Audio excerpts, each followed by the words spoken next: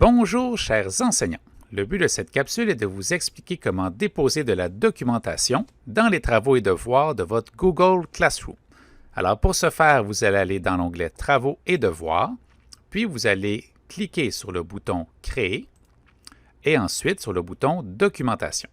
Alors une documentation est dans le fond un document dans lequel vous pourrez déposer soit un fichier, un lien ou une vidéo qui pourra être consulté facilement par les élèves et qu'ils n'auront rien à remettre. Alors, si je crée une documentation, je peux écrire son titre. Alors, par exemple, un exemple justement de présentation. Je peux écrire une description si je le souhaite. Alors, tu peux t'inspirer de cet exemple de présentation. Et ensuite, nous avons différentes options pour intégrer un fichier, un lien ou ainsi de suite. Alors, en cliquant sur le bouton « Ajouter », la première option est d'intégrer un Google Drive. Alors, sur notre Google Drive, nous pouvons avoir créé différents types de fichiers à l'avance. Ce sont ceux qui sont justement présents dans le bouton « Créer ». Alors, nous pourrions avoir créé un doc, un slide, un sheets, un drawings ou un formulaire que nous intégrons via le bouton « Ajouter ». Alors, dans mon exemple, j'ai par exemple créé une petite présentation à montrer en exemple. Alors, elle sera intégrée et les élèves pourront y avoir accès. Dans la section de droite, vous pouvez décider d'attribuer cette documentation à un ou plusieurs cours. Vous pouvez aussi décider de l'attribuer à tous les élèves ou à seulement quelques-uns. Et vous pouvez aussi classer votre documentation dans un thème que vous avez déjà créé. Alors, ce que je ferai, donc mon exemple de présentation pourrait être un exemple de communication orale en français et ma documentation sera justement publiée directement à cet endroit. Alors, vous voyez que dans mon thème français, j'ai mon exemple de présentation. Vous pouvez toujours modifier celle-ci. En cliquant dessus, vous voyez l'aperçu.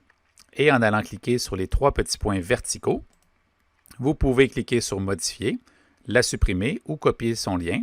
Et en cliquant sur « Modifier », vous revenez à la page précédente pour modifier le texte. Je vous fais d'autres exemples. Alors, si je veux maintenant créer une documentation, mais je souhaite ajouter un lien.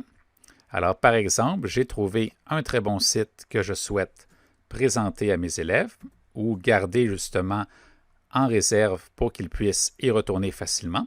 Alors, je peux simplement cliquer sur « Ajouter un lien », copier ce lien-ci et cliquer sur « Ajouter ».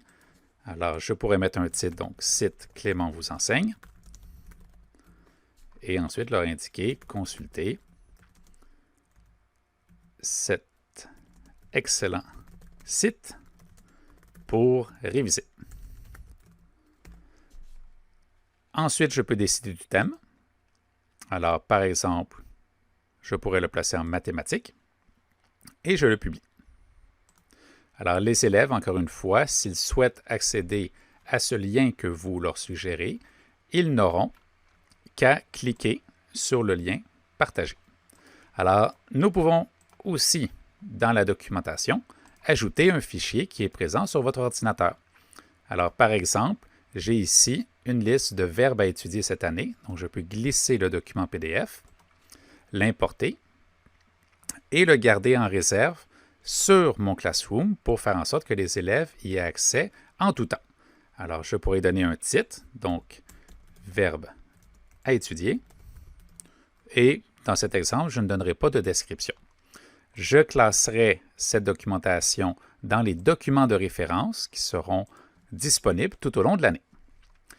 Et je vous donne un autre exemple.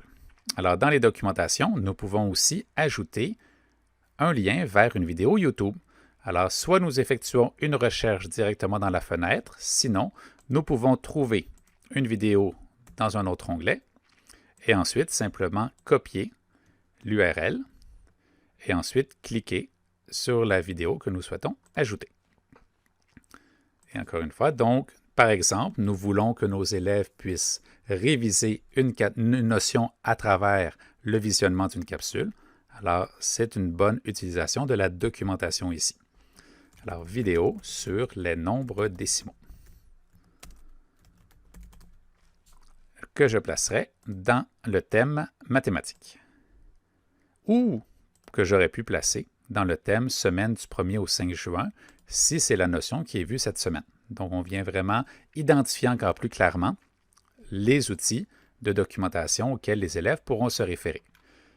Je vous fais un dernier petit mot sur la documentation en vous disant que si vous voulez créer un nouveau document directement à partir de cette page-là, vous pouvez le faire en cliquant sur le bouton « Créer » et ensuite vous choisissez probablement un doc ou un slide que vous pourrez justement développer à travers votre Google Drive et qui sera directement intégré dans cette documentation de votre Google Classroom. Alors, vous savez maintenant comment insérer dans vos travaux et devoirs des documentations.